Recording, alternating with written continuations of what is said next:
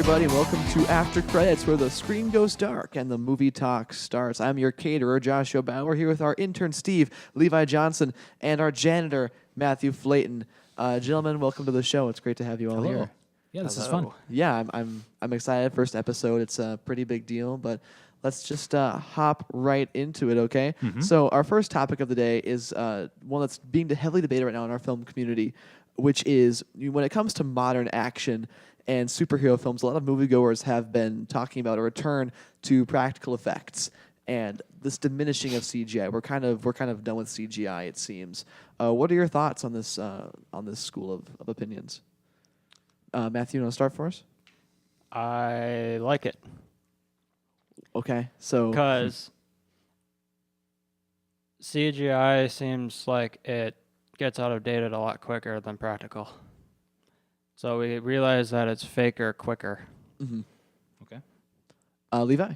Yeah, I mean, I think more of it's. I think it's good that people are starting to have this discussion of more of, like, there was this whole, like the whole takeover of CG effects, and now I think it's kind of exciting that people are starting to kind of talk about this more. And I also like how people are also talking about how the best way to blend both CG and practical effects, and using that.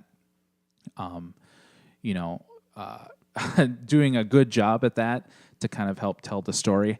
I know kind of when I hear this debate, the first thing I thought of was that the remake of The Thing that came out 2000, I don't know. Oh yeah, like 12 or 13, yeah. whatever. Whatever. And how doing some research on the remake of how they actually shot everything practically using practical effects for the most part, and then the studio wanted them to go back and do CG effects, which I saw the remake, and just thinking about how much, better that film might have been if they actually went and did more heavily on practical effects. Yeah, and I saw that movie as well. And if it's interesting, if you go onto YouTube, you can find what the craftsman did for that movie. It looks incredible, and a lot of that effects work goes like there's 2 shots maybe of the practical in it. Yeah, and what they did is incredible. It looks like the original, The Thing. Yeah, in terms of how real it looks.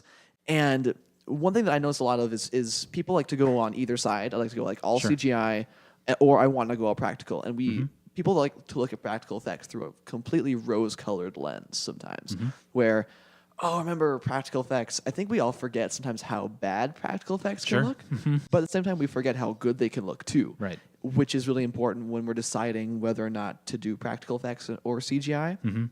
With a movie like Serenity, you want a CGI spaceship. Right. With a movie like Alien, you want that real practical alien. Yeah. Which is why Alien Resurrection, Alien 3 looked so crappy, is because they started bringing in the CGI aliens, the xenomorphs. And I think that thing was 2011, if I'm not mistaken. Okay. I think that sounds right. Yeah. But yeah, and then like looking at the new Star Wars, they're seeming to bring back a practical and CG blending. Sure. Because in the trailer, what we see is a practical robot. It's like B-88. B-88, yep.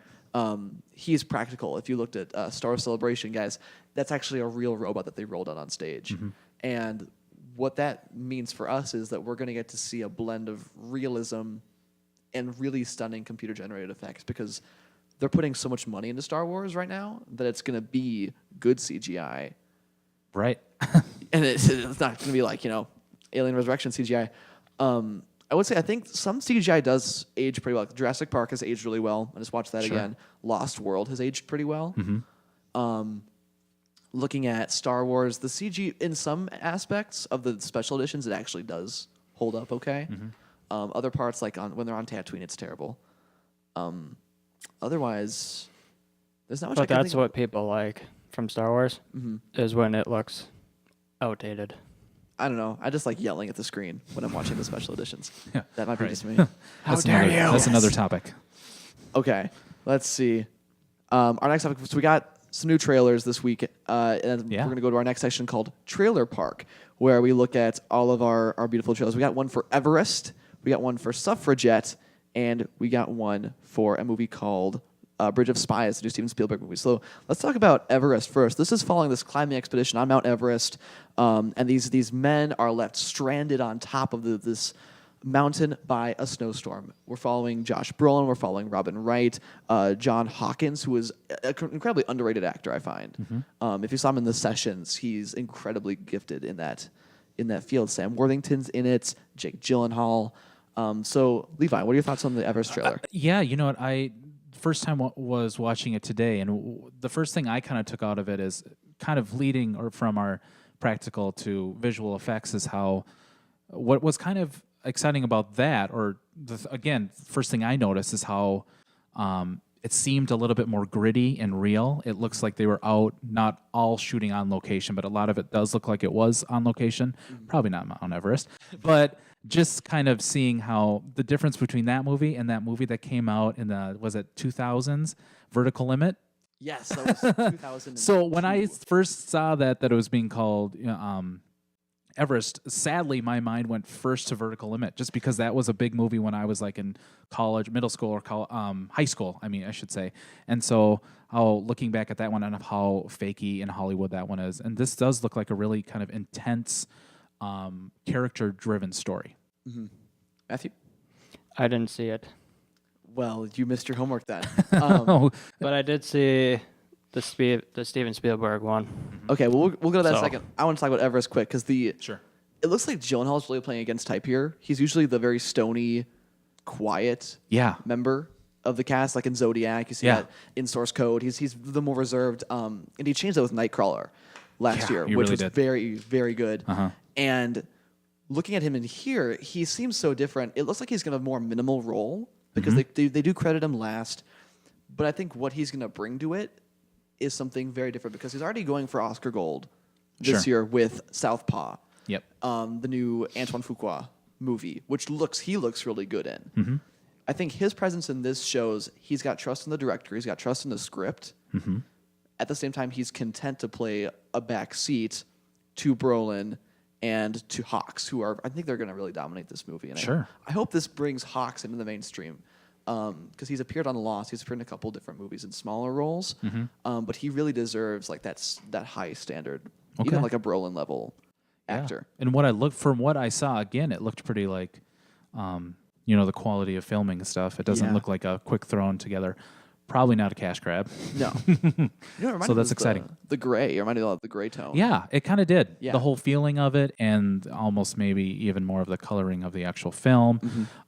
It'll be kind of exciting to see. Was that the first trailer? Was there a teaser? That was the first trailer, yeah. Oh, okay. That was the teaser, I believe. Oh, okay. Cool. Yeah, very cool. All right, so next up on our trailer park list, we got Bridge of Spies. This is the true story of the American lawyer enlisted by the U.S. government during the Cold War, and he was enlisted to help bring home the pilot of the famous U-2 airplane that went down over Soviet Russia. It was a spy plane, and while we captured a mole within the U.S. government, the Soviets captured a U.S. soldier. And Tom Hanks is in this. We've got, let's see who else, Billy Magnuson, Alan Alda, and Amy Ryan. And this is a Steven Spielberg movie. It's his next film after Lincoln, I believe. Yes, I think that is right. Yep, after Lincoln. Yeah, Lincoln. And so we got our first trailer for that. Matt, what did you think of the trailer? Did you watch the trailer for Bridge of Spies? Yeah, I saw pretty much all of it. Oh, that's really It was... I thought it looks cool because, A, it's Spielberg and Tom Hanks. And war is like a big thing for movies right now. Like, all of them are pretty much popular and big, like Lone Survivor and all those. And Spielberg has done war with Tom Hanks before. Right. So he kind of they both been there. So they know how to get it done because Saving Private Ryan did really good. So they know how to do it right. And the trailer seems like they still know how. Well, I think what's interesting about this is it unlike Saving Private Ryan and his other films, it's not facing war up front. Yeah. Much more like Lincoln, it's going behind the scenes of the government working to prevent war, it's a really different part for Tom Hanks to play too, where he's much more within himself. It's similar to the role that he played in Catch Me If You Can, it seems. Yeah, I kind of got that vibe too. Yeah, where he's kind of the more very inner person, like Captain Phillips too, where he's gonna have this breakout scene where he gets his Oscar nomination. Right. But in the movie, he's gonna be very, very subtle, very there's gonna be a lot of subtext, I feel, which is interesting. And you can see in the film in the filmmaking, there's a lot of just slow, static shots. There's no up and down angles.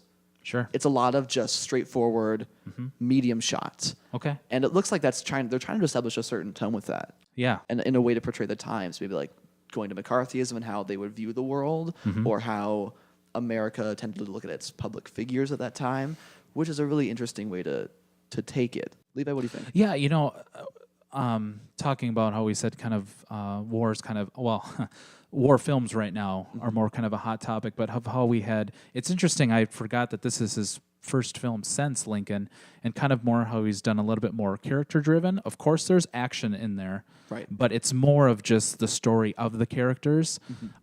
Looking back, what was the one he made before Lincoln? War Horse, yes. So he's kind of like, he's gone on, like, we know the Spielberg of Jurassic Park, E.T., all these other great classic films, and then he's kind of going more into this kind of theatrical, if you get kind of what I'm saying. Yeah, well, he's going into the more heavily dramatic versus action-oriented drama. Right. And I think, like, because Lincoln had one or two battle scenes in there at the beginning and near the third quarter of the film, where he uses that to illustrate the stakes.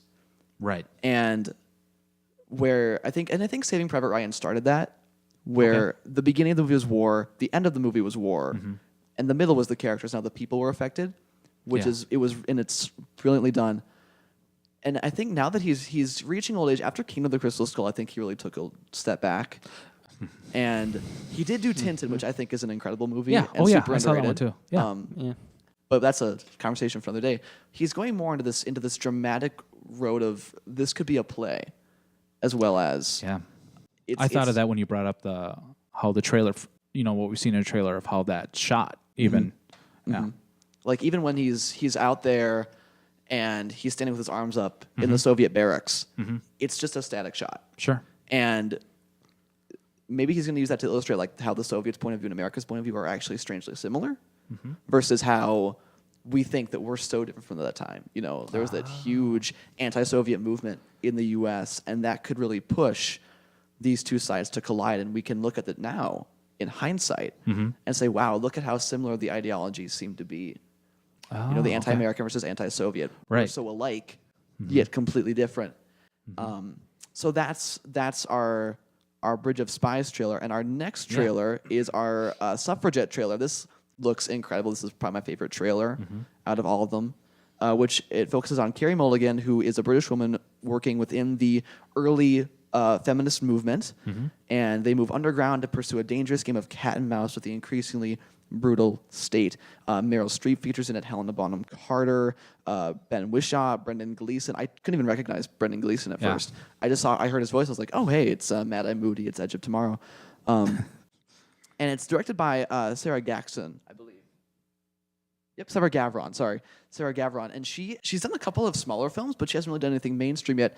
And here she is working with big names like Meryl Streep, Carey Mulligan, who is immensely, immensely talented. She's one of those actors that she does so much with her face and her subtle expression. She doesn't really need to say anything even. Right. And I think in this film especially, like, her dialogue is probably going to be very minimal because the personalities around her that they've put around her, Meryl Streep, Helena Bonham Carter, they're so strong. I think that she's going to be much more of an observer to their activities in the same way that kind of Mad Max is to activities. Indiana Jones is an observer for the most part. Ah, gotcha. She'll play a part, but she's not going to have a vocal role. She'll be the unsung hero that we can all relate to. And that's just the vibe that I got from the trailer too. Okay. Levi, what did you think? Yeah, I thought it was great. I actually watched the teaser trailer first, and then which is very quick. And then I was like, "Oh, is that it?" And then no, I watched the full trailer after that. Right. Yeah, you know what? Again, seems like another film that's just very. It's going to be emotional. The look of it is kind of gritty again, character driven. And of course, you got Meryl Streep, which she'll be nominated again. Of course, I'm sure she will. That speech on the balcony up there looked incredible. Yep. And then again, you said Carey Mulligan, who I love in Drive. How can you not love her in Drive, or just in general? Oh my gosh! But yeah, I mean, first impressions, because like I hadn't heard anything about this movie, or and again, was it all three of these trailers that it said based on true events? Was that true? I don't remember if the Everest one was. It was two of them then. Two of them. Bridge of Spies is, and this is. Right. So that's going to be kind of interesting for something that I honestly don't totally know much about, just being honest. So, but again, it's got some great actors and actresses in there. And, of course, Meryl Streep. And, yeah, Yeah. Matt, good. what did you think? Streep, Oscar again, probably. Yeah. Mm-hmm. It's impossible to see her not at least getting like a Golden Globe nomination. Oh, for sure. And it's going to travel the award circuit like crazy because she's so good at playing women of power. Mm-hmm. And that's what we've seen in Kramer for Kramer. We've seen in Iron Lady that she's won these roles for, is that she is exemplary at playing power figures with vulnerable sides. Who's the director of this again? Oh, it's Sarah Glaxton. Gavron, sorry. And sorry, that's escaping. What are some of the last things that? Because you said this is kind of her first like. She's done like a couple small films. I can't remember the names off the top of my head. Okay. Matt, do you want to fact check me on that? Like what she's done? Sarah Gavron, I believe is the name.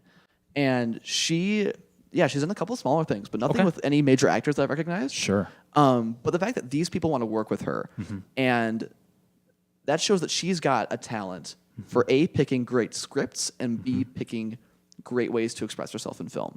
Sure. So I do want to check out these movies now. Carey Mulligan is so good in The Great Gatsby remake. Yeah. And that's something that I love to death, and I'm guilty of. Like, I know it's not, people don't like it, but I love it nonetheless, and I think she's one of the best parts of it. Yeah. Because for sure. She exemplifies so much of that character, and I think she's going to bring that same.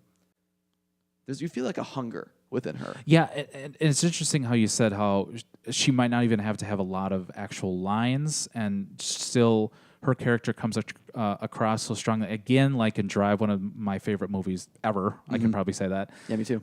Is just thinking back on that of how many shots is just her looking, but you know what she's thinking, and she kind of portrays that perfectly, I think, just emotionally. Yeah. Yeah. Yeah, and there's this surge that we see from actors who are dialogue oriented, and we still have those like Daniel Day-Lewis is very dialogue oriented. He's very good with enunciation and pronunciation, the way he presents himself via dialogue and emotion.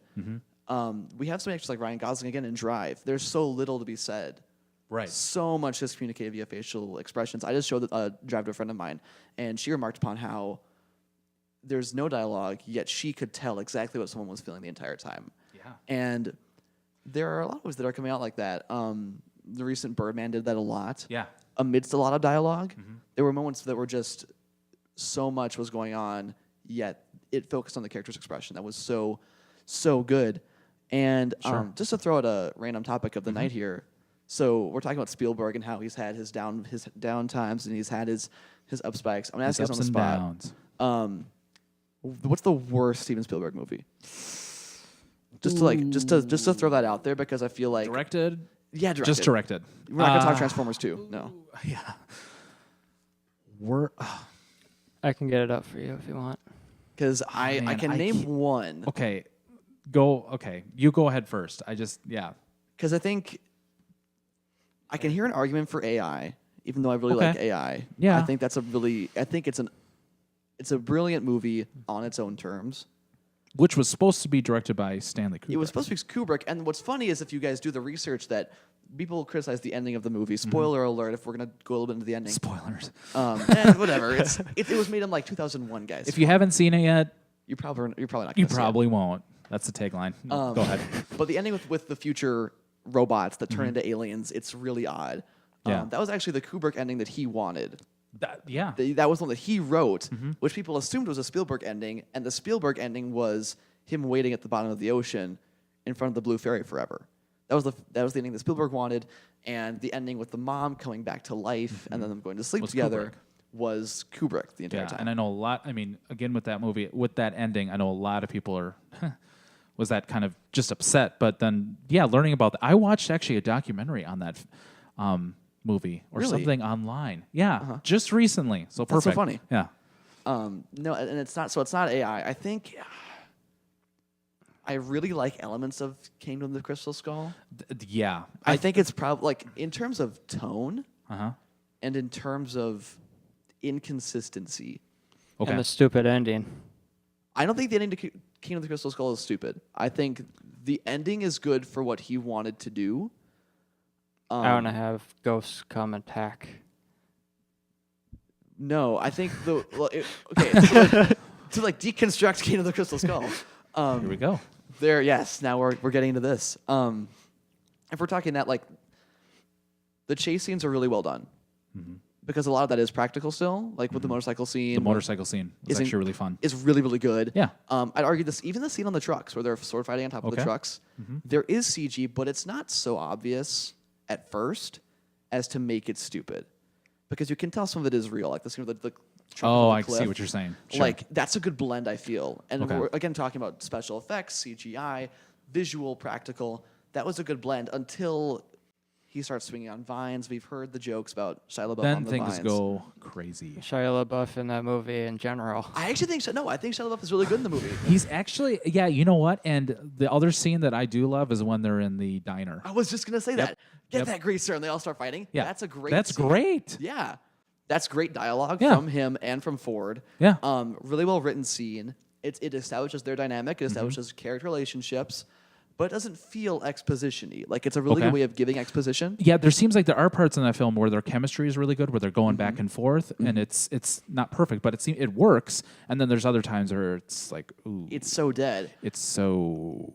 Watching it again recently, because I just wanted to try it again. I was like, come on, I'll give it a second chance. One thing I noticed was that the scenes where Marion's in it, he's not as good. Oh. Okay. Which may be like an actor chemistry thing. Okay. And that might be their failure to get to work together well. Okay. Because like even Tom Hardy and Charlize Theron and Mad Max Fury Road, they hated each other on set. Yeah, that's what I heard too. Yeah. They're never going to work together again. Yep. But they make their characters work so well, like because they're so strong as actors. And I don't think Karen Page is a very good actress. Oh, gotcha. I don't think she works well with others. And I think the ego trip probably of bringing her back might have gone towards, and this is just me speculating, totally don't take this as fact, that she was probably really hard to work with. And he was probably really hard to work with because this is during his up spike. He has had Transformers. Yep. He's having this. Spielberg has called him the next great thing. He's on his high horse. Yeah, it's a big moment for him. And so I find that the scenes where they're together, they don't feel like mother and son, they feel like coworkers. Ah, gotcha. And that makes the chemistry between him and Ford suffer. Cate Blanchett's awesomely corny. Oh, for sure. She's hilarious to watch. Her accent. And I think she meant to do that. Yeah. Yeah, she meant to go that far. It's hard to know in some movies like this as if they're just completely hamming it up or if they know what they're getting themselves into and it's just self-aware. Yeah, and I think there's times when it's really self-aware, and there are times when it's completely like The Happening, where it doesn't care. That has to be a whole another discussion. That will be a whole discussion. discussion. Happening. There is lots to talk about. Do a whole show on that one. Yeah. We will do a whole show on that one. I can guarantee that. But again, with your question, I am kind of torn of like, what is Spielberg's worst film? Or, I mean, of course, probably if you ask the average person that, they're going to just go right to Kingdom of the Grayskull. Just because it's Crystal Skull. Sorry, it's not Grayskull. Dang it. Something else. He-Man. Yeah, I mean, like, looking back, because even War of the Worlds, I think, is still a really good movie. Yeah. Despite one or two really odd parts and the kid, like the boy in it not fitting at all. And that's an excuse. Like, that's the reason. Like, I can see the studio working that in there. Yeah. Because it seems like it should be the dad and the daughter. And that's what the marketing pushed. That's what everything pushed, was the dad and the daughter working together. And then the boys just kind of sidelined. But the movie doesn't suffer wholly from it. Parts of it do. Yeah. Like, Munich is incredible. Yeah. Like that movie, if you haven't seen Munich yet with Eric Bana and Daniel Craig before he was James Bond, look up Munich. It's an incredibly wonderful movie. So intense. Okay. It was kind of like Argo before Argo, with more violence. Sure. And guns. There were lots of guns. So we're just over here looking at another list of all Spielberg's Do you see anything that comes up? Because I can't name any. It's like The Color Purple is incredible. Well, they say Indiana Jones 5 is announced. So do you think that's because they want to end on a bad note? No, I think it's because Disney owns the rights and they want to make money. And frankly, I want to see a reboot of Indiana Jones. I want to see Indiana Jones become like a James Bond franchise. Okay. Where he stays in World War II and he fights Nazis. They say Chris Pratt might be in it as Indiana Jones. That's fine. As long as he's not Jurassic World again. Because then he's just playing Star-Lord 3 times. Right. Star-Lord is just Indiana Jones with a But you haven't red seen robot. that yet. So it might be a little different. Well, yeah, but from what I've seen, he's just playing Chris Pratt again. And again, I haven't seen Jurassic World Kinda yet. like- We'll judge when that comes out. Kind of like a Morgan Freeman. Yes, Morgan Freeman is Morgan Freeman in everything he does. that's true. I think Chris Pratt's got more diversity in him than we give him credit for. If you've seen Zero Dark 30, you'll know what I'm talking about. He plays a completely different character in Zero Dark 30. Yeah. He's so good in that movie. Yeah. He and Joel Edgerton are two really unsung heroes of the movie because Jessica Chastain gets a lot of credit for it. Those two are really, really... And Jason Clarke's in it, too. I remember that recently. Jason Clarke's in Everest. I forgot to mention. Sorry, everyone. Jason Clarke is in Everest. He's like one of the main characters. He's married to Keira Knightley.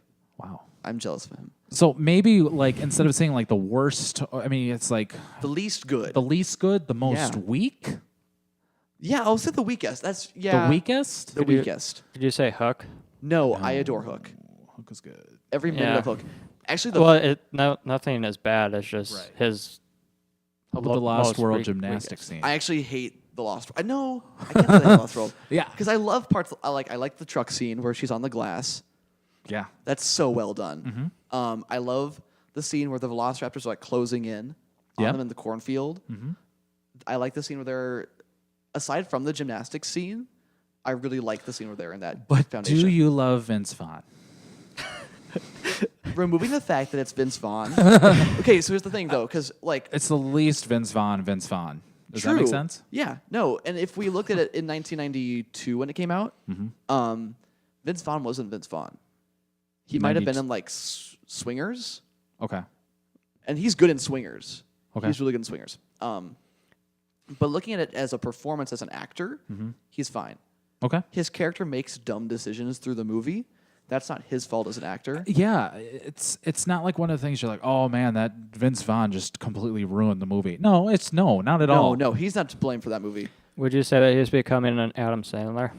Where he was good, but then he just starts doing the same thing? No, because I did like, what was the movie they did where he had like 10,000 kids?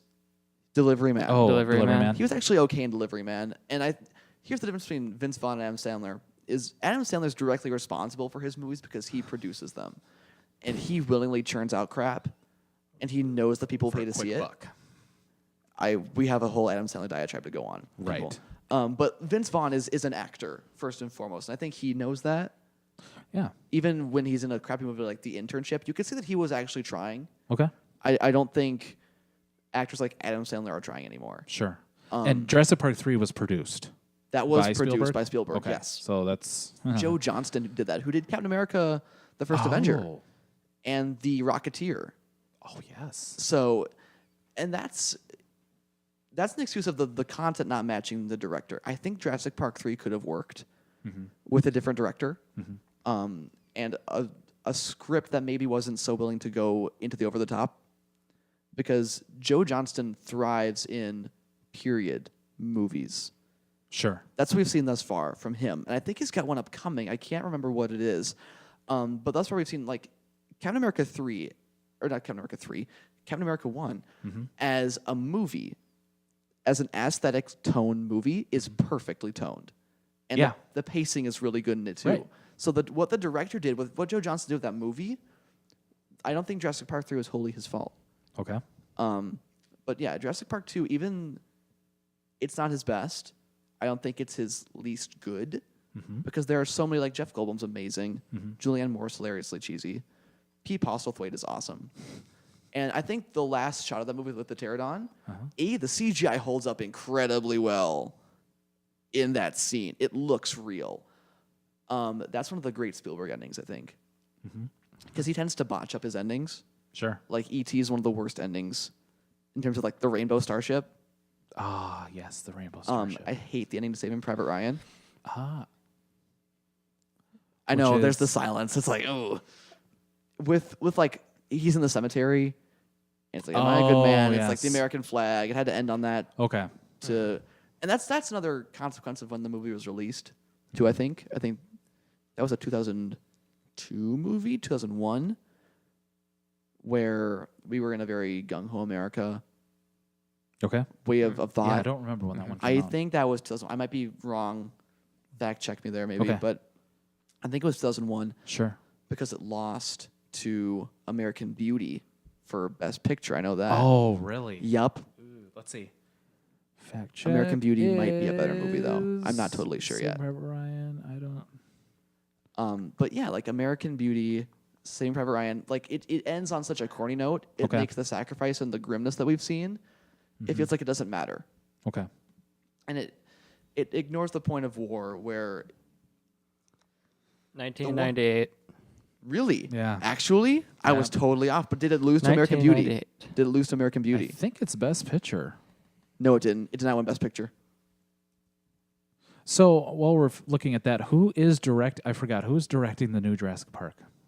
Colin Trevorrow, director of Safety Not Guaranteed, which was an indie film about time travel. And if you haven't seen Safety Not Guaranteed, you're going to get a lot of people online who say it's the best movie ever. It's not, but it is really, really good. And it's, for a first directorial effort, it's really worth a look because the pacing in it is incredible. And the way it's very much like Looper in the sense that they use time travel really differently. Okay. And that's about it in terms of relation to Looper, where it takes a very postmodern look at time travel as not a story device, but a plot. Like it's just a way of telling a story. Okay. Instead of like this is a MacGuffin. But yeah, he did that, and then he got on the radar of a lot of directors and producers' radars with that movie. And that's interesting that we see so many independent filmmakers coming out to do these big films. Like we've seen James Gunn come out to do Guardians of the Galaxy. Joss Whedon, who'd only done one feature film prior to Avengers. That's crazy. Was entrusted with safeguarding the golden jewel of the a little bit of pressure there. Just a little. Marvel's always smart with that, though. Yeah, but like Marvel's smart sometimes, and then Marvel's really stupid sometimes because they let go of Ed Norton, who I think I still think Ed Norton was the best Bruce Banner. Oh, okay. I do. Okay. Mark Ruffalo's good. I think Ed Norton had more to contribute. Okay. In terms of his he was more mobile. I think Mark So Ruffalo, do you think that if it was, would it be in the Avengers movies, do you think he would have more of a, not saying that he doesn't have a role, Hulk, but do you think Bruce Banner, do you think that would be a little bit more, like, what are you saying? Like, I think the chemistry between him and Black Widow in Avengers Age of Ultron would have been better. Oh, okay. I think the whole Black Widow Hulk romance would have been better because Ed Norton is a subdued charming. Mark Ruffalo's kind of just a dopey charming. That's the vibe I get from him in that role. Is he's very. I get the reservedness. I think Ed Norton played the haunted well. Mark Ruffalo does this too, but I think Ed Norton played the smart Bruce Banner, the clever Bruce Banner better. Okay. I can't see Mark Ruffalo running from the authorities. I can't see him on the run, cleverly hiding. That's a good point. And they did that so well in Being The Incredible a Hulk. spy. That's one of the strengths of that movie is the beginning where he's on the run. And then like we've heard so many rumors circulating about Marvel and Joss Whedon, too, talking about them having conflicts over Age of Ultron. Apparently, it's like a 4-hour cut of Age of Ultron that exists out there now. They say it's coming out with the Blu-ray, right? They being the internet, yes. Or the 3-hour or whatever it was. And Whedon's come out and said like Disney changed it and he didn't like it, and they've had feuds over this. Yeah. So, in some ways, the independent spirit really helps, and in some ways, I think it also hinders because directors have a vision. And as someone who's a director myself, I do short films, and having a vision is so different from being able to make that vision happen. Mm-hmm. And we see that with a lot of them, like Peter Jackson's Hobbit trilogy. Mm-hmm. It was a brilliant vision by him and Del Toro when it started out, and it became something completely different. I liked it, but so many people did not like those movies. Yeah. If you just read some of the comments, of course, and just watch stuff, it's like there's so much hate against this movie. Yes. And not just like not the movie as much as the idea of the movie. Sure. And the idea that it's a trilogy. I think that in itself really set a lot of people off. So these visionaries have these vast ideas for movies. And I think The Hobbit could have been a 2-movie slog. Could have been a 2-movie. Yep. I just imagine if it was officially directed by Del Toro. I'm torn because You're torn about that? He's in my top 5 favorite directors ever. Sure. As a creative visionary, he is unparalleled. He's so brilliant. Yeah. But looking at his movies and then comparing them, because he helped write the Hobbit movies as well, he doesn't write romance the best. Sure. Yep. In terms of I can see that. Looked at Hellboy, looked at the Pacific Rim. He's not the best writer when it comes to romance. A little clunky. I think the Toriel Killy stuff was his. Okay. I think that was his idea. Okay. And I have nothing to back that up on. That's just my looking at his writing. I think that's where it came from. Okay. That's what scares me is that there would have been more of that in the script. What amazes me would be his designs. That is what I was going to say. Just the creature design, the look of the film, etc. You know what? Not that I wasn't. again, I really like these movies. I don't like absolutely love the Hobbit series, but they're obviously well made. And you can get on to there's whole other topics you can get onto, but just seeing how it would have been a little bit more exciting to see a different director take that on. I don't know. And Del Toro, I was excited when I first heard that. First, I was kind of shocked, because it's like, wait, Del Toro's doing it. Yeah. But yeah, looking at the, I would have the design of it and how just he's very creative. He's dark. He's I don't know. I would love to see Ron Perlman be Thorin. Wouldn't that be great? Like, hey, I want my gold back. Got it. That would have been a very different film. Matt, what did you think of the Hobbit films? I've never heard this from you before. Say your piece. I thought they were okay. They weren't better than the Lord of the Rings, obviously. Nothing could be better than Lord of the Rings. But it wasn't like Peter Jackson pulled a George Lucas. But I could see that. it wasn't the best. Some of the CGI was kind of fake, especially in the last one, like when they're jumping off the bridge, when he's hopping on the rocks. The so-called Mario scene. That was unnecessary, Sure. and a lot of those kinds of things. The acting was a little dramatic too, Yeah. but the first two were fine. Yeah, I think Okay. I'm on the third Hobbit movie because you're right. That is one of the weirdest parts of that movie is how godlike the elves are. I think the third Hobbit movie has the biggest strengths of the trilogy and the weakest links, being Alfred Lickspell and his overdone screen time. Think of the children. Like, what on earth? Yeah, that is puzzling. Yeah, it's really odd. Yeah. Like, just as a directorial choice and as a script choice. And the actor they got wasn't very good as that character either. Right. You get to see Bard. I think one of the best scenes in the movie. I went into it and I got really emotional at the beginning when Isn't that cool? he kills the dragon. Yes. And he's like, son, look at me. Look at me. Yep. That's so cool. The Yep. soundtrack, I listen to that and I listen to that scene and I get goosebumps and I get teary eyed. It's so emotional and there's so much subtext in that scene. Yeah. It's so beautifully done, and that wasn't in the book. And there's so much. Again, like practical effects, almost people look at the Hobbit book with very nostalgic They do. eyes. Very passionate about The Hobbit. And I am a Tolkien lover. I have all of his books, even like the little short stories on Middle Earth and the Tom Bombadil adventures. And as a narrative, The Hobbit is a great story. As a movie, The Hobbit book is not a good narrative at all because it's so whimsical. It exists in the realm of utter fantasy. Okay. And in the cartoon that was made in the 70s by Ralph Bakshi, it's perfectly embodied as a book, as an adaptation, as a way of the Lord of the Rings universe. I think the Hobbit movies are seamlessly done. Okay. In terms of a melding of those two. Alfred Lickspell and the elf god nature and the love story. We don't need to talk about it because we So do you think there should have been two? I think there should have been two. Okay. I think it would have been nice to see more of the Radagast the Brown Sure. in the extended editions. And I Okay. think that's where he mainly belongs. Okay. The whole thing with the hedgehog in the first movie should have been an extended edition scene. Because it's enough to know that he senses evil instead of this is why he senses evil. And I think that's a lot of the problem is there's not a question as to why. It's a lot of as to how Okay. in those movies. But like again, there's so much good stuff in the third one, like the scene where Azog the Defiler kills Philly, Yeah. the dwarf, and that's the nephew of Thorin. For the first time, I really hated him, and I think that's what the first movie was missing Sure. was a reason to hate the bad guy, because it's not that Sauron's scary. He's evil, and the Ringwraiths we see kill hobbits. Yeah. So thus Sauron kills hobbits. Thus we hate Sauron. Yeah. Until this point, Azog had killed an old man that we'd seen hoard gold and was a jerk.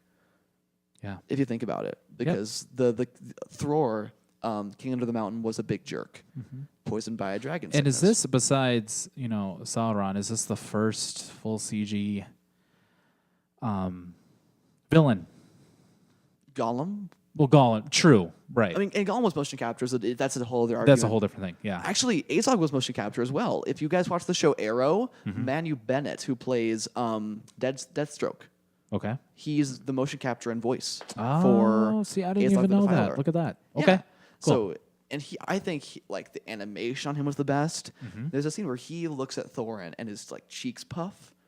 The animation on that scene, incredible, and you feel the emotion from him. Sure. For the first time, you felt an utter hatred for Thorin, and you get an utter hatred for him.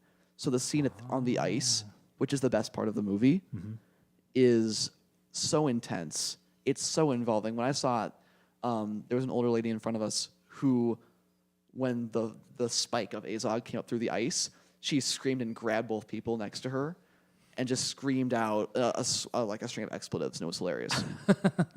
Yeah. Yeah, So- I mean, go ahead. So really quick so we don't get off topic, but Peter Jackson It's too is late. apparently doing the next Tintin. Yes, this is true. The Adventures of Tintin, Prisoners of the Sun. Yes, please. Do you think he would be good, and will that look as fake as the second Hobbit sometimes? The second Hobbit did not look Or fake. third Hobbit? Whatever. I think. Well, we're talking. Okay, now we're going to Tintin mode.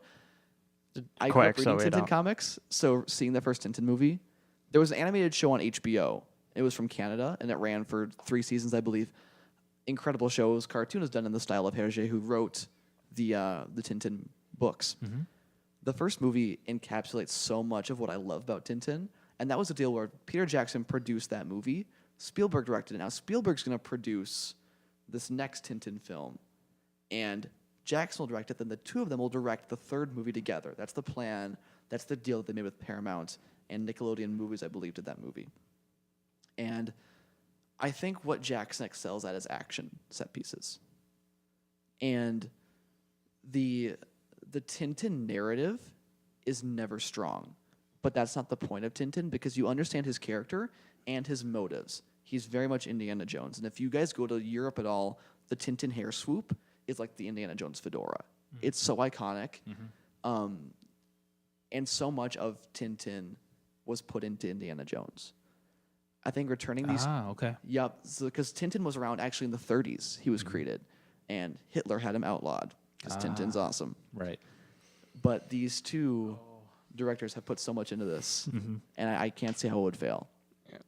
For your fact check about the Oscars, Saving Private Ryan came out in 1998, but was a part of the 1999 Oscars. Yes. And it lost to Shakespeare in Love. Shakespeare in Love, that's what it was. Dang it. What lost? Fellowship of the Ring lost to American Beauty. That's what it was. Yes. I believe Yes. you're right I'm on that. sorry. I was completely wrong. Forgive me. Internet, punch me. Anyways, that about wraps it up for today's podcast. Yeah. And thank you guys so much for joining us again. I'm Josh Bauer. I am Levi. Matthew Flayton. All right. And this has been After Credits, where after the movie stops, the movie talk starts. Thank you for joining us.